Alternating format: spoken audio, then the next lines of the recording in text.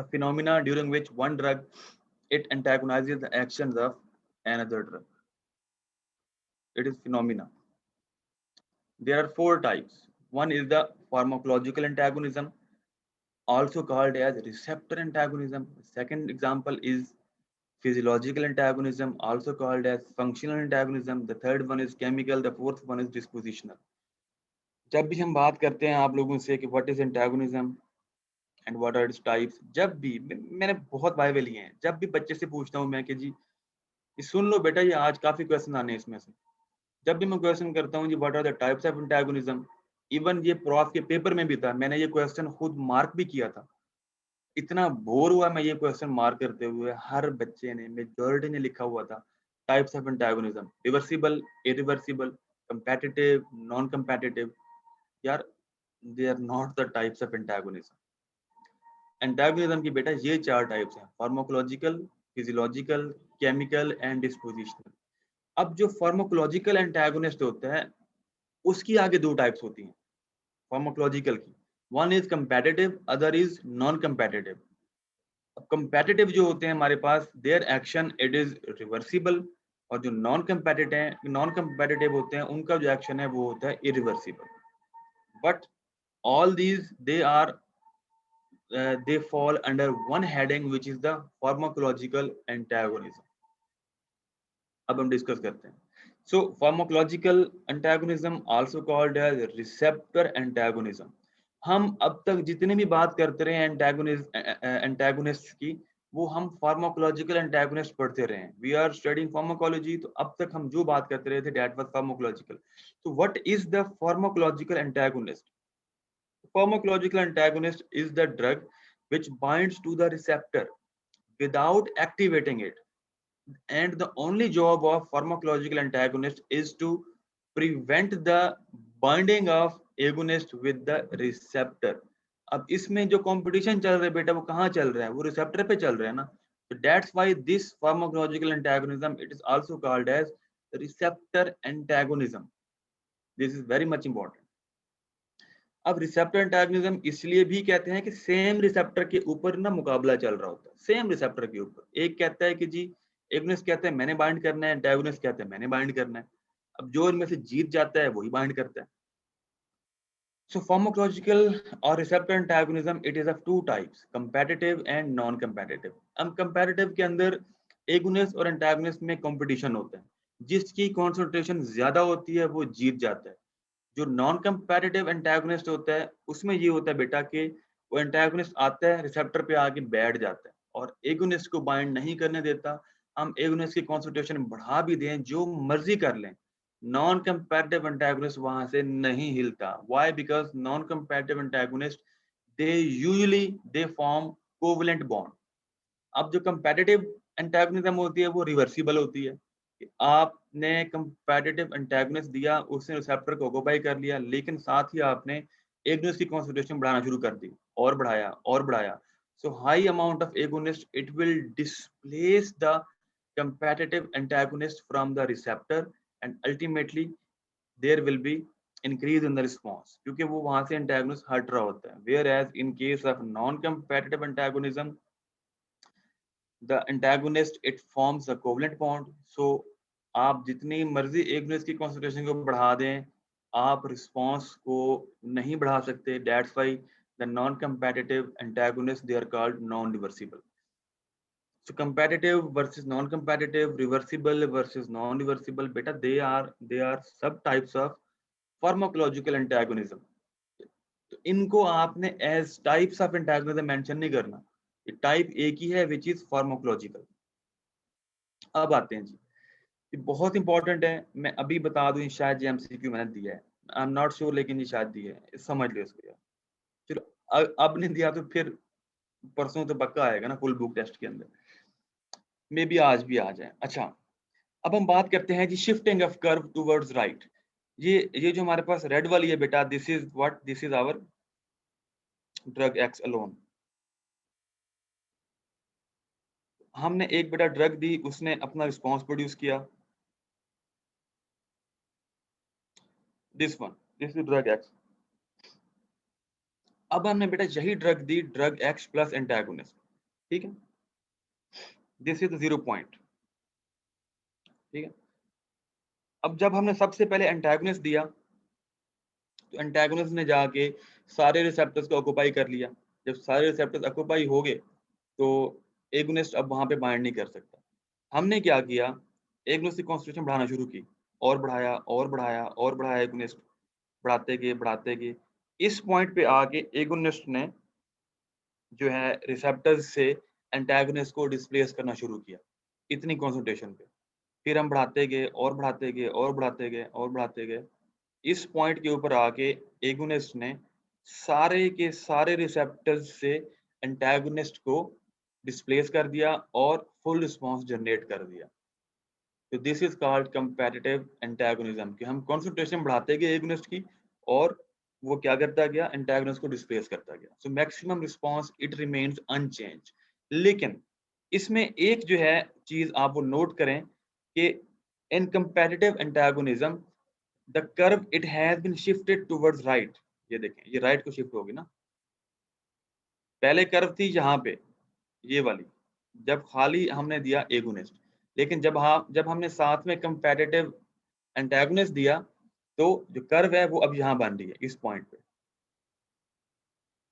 तो ये एमसीक्यू आता है कि जी whenever comparative antagonist it is given, then what happens to the dose response curve, it shift towards right, it shift towards left, it does not shift at all, और भाई इस तरह का एमसीक्यू आता है। तो आपने क्लिक करना है that whenever comparative antagonist is given then the curve it shifts towards right. ठीक है, अब दूसरा पॉइंट यहाँ पे आप ये भी बता सकते हैं कि in comparative antagonism the EC50 it also also changes and it also shift towards right. ये हमारी EC50 है ड्रग एक्स की, जब ये खाली ड्रग एक्स दी गई थी, और ये हमारे पास EC50 है किसकी, उसी सेम ड्रग एक्स की, जब इस ड्रग को हमने दिया विद द कंपैरेटिव एंटागोनिस्ट। तो EC50 हो चाहे ED50 हो, it will be shifted towards right और इट विल बी हायर। अब हमें ज्यादा डोज चाहिए होगी एगोनिस्ट की टू प्रोड्यूस द EC50 और ED50। कुछ भी इस तरह का एमसीक्यू आ सकता है आप लोगों को। Now this is the, but in comparative antagonism जो एक और पॉइंट है that the maximal response it remains unchange, वो हम अचीव कर सकते हैं।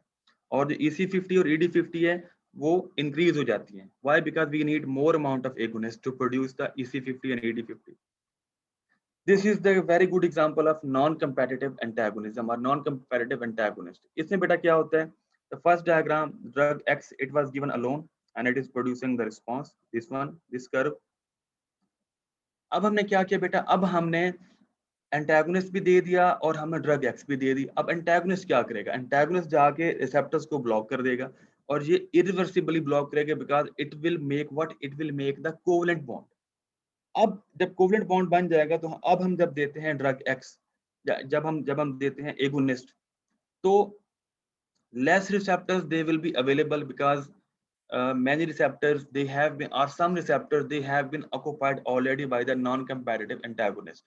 अब जो हमारे पास कम रिसेप्टर्स बच गए हैं तो उन पे जब ड्रग एक्स या एगोनिस्ट जाके बाइंड करेगा तो रिस्पांस आएगा, but this response it will be of lesser magnitude due to the less availability of the receptors, because increase in the concentration of agonist cannot displace the non-competitive antagonist, there is no competition। Competition वाली तो बात ही नहीं है कि जो ज्यादा concentration में होगा वो जीत जाएगा। तो ये इरिवर्सिबल नॉन कंपैरेटिव एंटागोनिस्ट होते हैं। तो रिस्पांस देगा agonist, but this response it will be of lesser in magnitude. ये देखें, this is the difference. Maximal response या Emax एफिकेसी वो और थी, ज्यादा थी जब खाली एगोनिस्ट दिया गया। जब एगोनिस्ट और नॉन कंपैरेटिव एंटागोनिस्ट दिया गया तो एफिकेसी थोड़ी कम हो गई थी। लेकिन इस पॉइंट पे वो एक और बात करना चाहता है कि EC50 और ED50 दे रिमेन अनचेंज्ड, उनको उनको फर्क नहीं पड़ता। ये मुझे कोई बच्चा बता सकता है? EC50 क्यों अनचेंज रहेगी इन नॉन कंपैरेटिव एंटागोनिज्म? जल्दी से बताओ, आगे चलना है।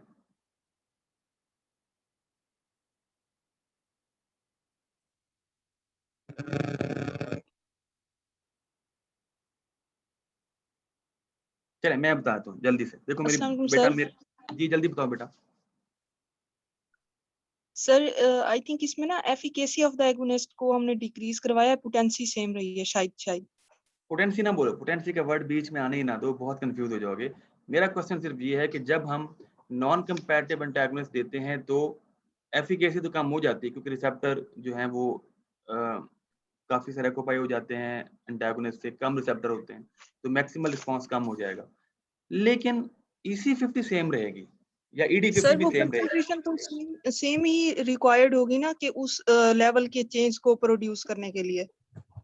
Sir non competitive antagonist replace नहीं हो सकते, मतलब उनको अमाउंट इंक्रीज करने से वो वहां से हटेंगे नहीं।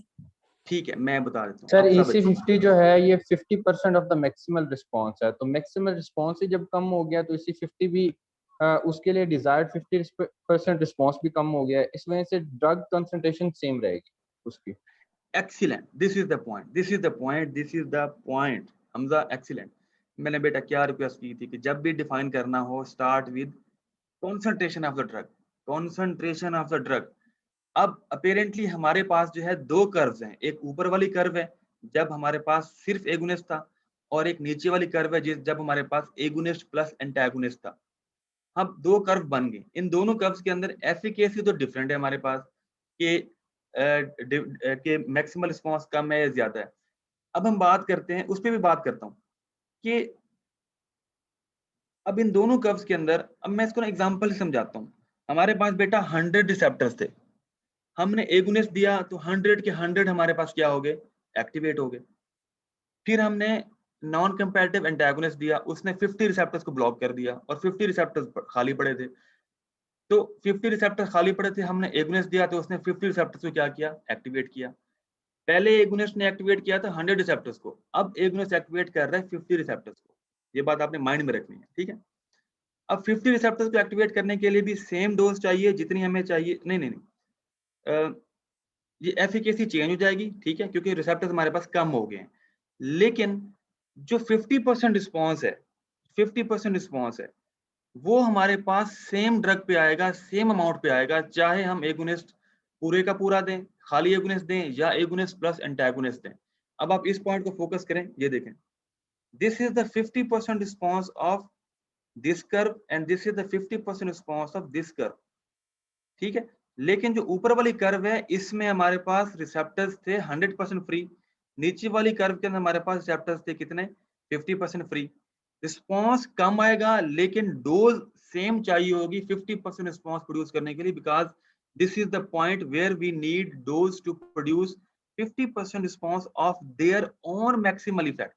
मैक्सिमल इफेक्ट डिफरेंट है दोनों ड्रग्स का, यहाँ पे EC50 भी दोनों की डिफरेंट है, लेकिन सेम डोज ऑफ ड्रग चाहिए होगी to produce the half of effect produced by in half of effect in both the condition. थोड़ा सा मैं कंफ्यूज कर रहा हूँ, मुझे एक्सप्लेन करना नहीं आ रहा, but EC50 and ED50 they remain unchanged because the condition or the factors which we are taking into account, they almost remain the same, कि हम उसको 50% रिस्पॉन्स को हम कंपेयर कर रहे हैं, हम 100% रिस्पॉन्स कंपेयर नहीं कर रहे, तो amount of drug required will be the same. आपने यहाँ रिस्पॉन्स को नहीं ध्यान में लाना, आपने यहाँ पे लाना है the concentration of the drug और the amount of the drug. थोड़ा कंफ्यूजिंग हो गया है, लेकिन अब टाइम बहुत कम रह गया, मैं आगे थोड़ा सा बता दूं, इसके हम एंड पे बात कर लेते हैं। What is physiological antagonism?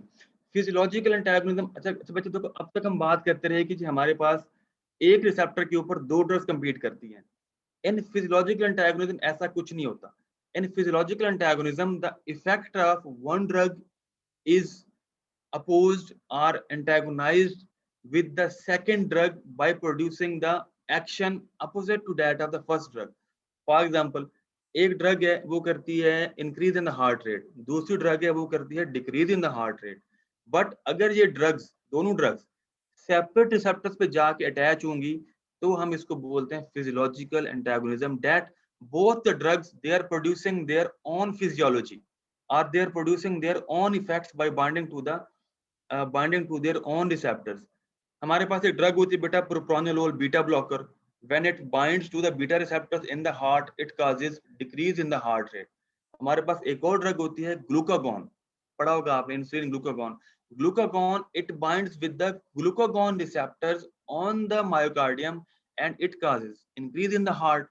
So in that case, the competition is not on the same receptors. We have two drugs and we have two receptors for each of the drug. So this type of antagonism is called as physiological antagonism. Let's define it. Slide पे देखें. A drug which counters the effect of an other drug by binding to a different receptor and it produces the opposing effects. So this is called a physiological antagonism. कि हर drug अपनी physiology produce करती है और हर drug अपने हिसाब से physiology को alter करती है. Histamine and epinephrine.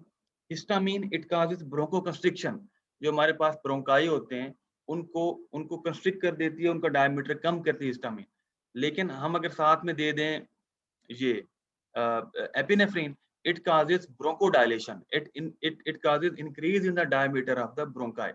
इस तरह बेटा propranolol, it causes decrease in the heart rate. Glucagon, it causes increase in the heart rate. Insulin, it has its own effects, it causes hypoglycemia. Glucagon, it causes hyperglycemia. जो point बेटा जहाँ mind में रखना है that every drug हमारे पास होता pair ही है, तो उस पेयर में से उन दोनों ड्रग में से हर ड्रग जो है वो सेपरेट रिसेप्टर्स के ऊपर बाइंड करती है.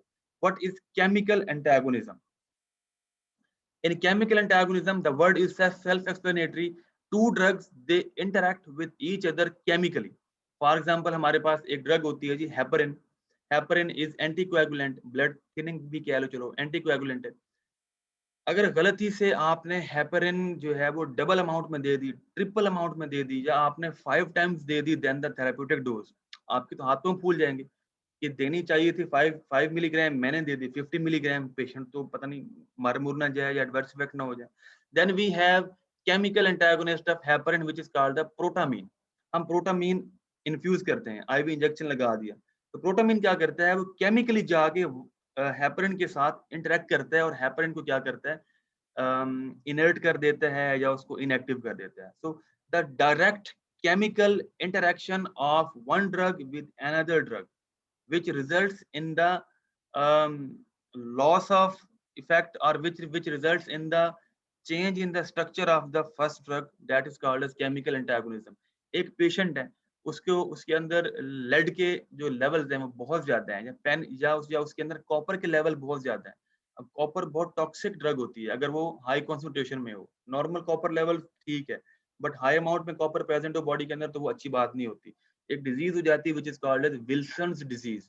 उसको ट्रीटमेंट के लिए हम यूज करते हैं डी पेनिसिलामीन. तो D penicillamine it interacts with the copper and makes it the inert compound. Direct one on one interaction of two drugs, it is called as the chemical antagonism. Dispositional antagonism हमने पढ़ा था जी drug disposition. तो मैंने बताया था आप लोगों को drug disposition it is almost the pharmacokinetics. Pharmacokinetics में हमने क्या पढ़ा था जी, absorption, distribution, metabolism and excretion of the drug. So if the drug it interferes with the absorption, distribution, metabolism or excretion of the one drug, then the second drug is called as the dispositional antagonist.